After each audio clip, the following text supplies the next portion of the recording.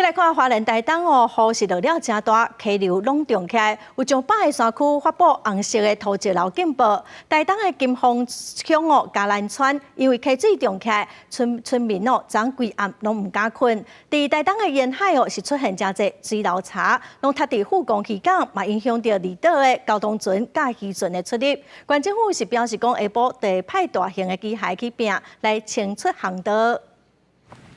14年前800洪灾，台东金峰乡嘉兰村河大水冲害数十户面体。日前暗时，太麻里溪水阁暴涨，乡公所撤离嘉兰村民。经过一暝，溪水暴涨情形转好，村民阁登去看，也是真袂放心。尤其昨天雨一直没有停啊，然后水我看已经涨到那样，我在想说，我就开始打包。我自己加上中央各个方面车厢，跑到比较高的地方去睡了。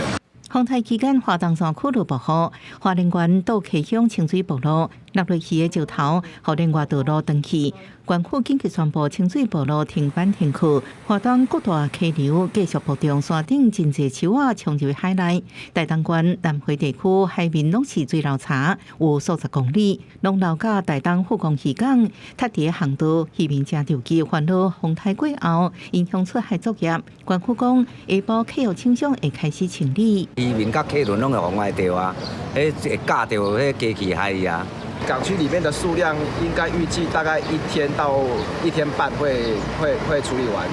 即马受这的水流差影响，原本预备台东往返绿岛甲南势的船全部取消，29就会恢复。不过即马沿海有真侪水流差，部分冲到山坡，已经民众来扣。台东林管处表示，照规定要等林管处贵重部标注清运结束才公告。即马也未使扣，才袂犯法。记者综合报道。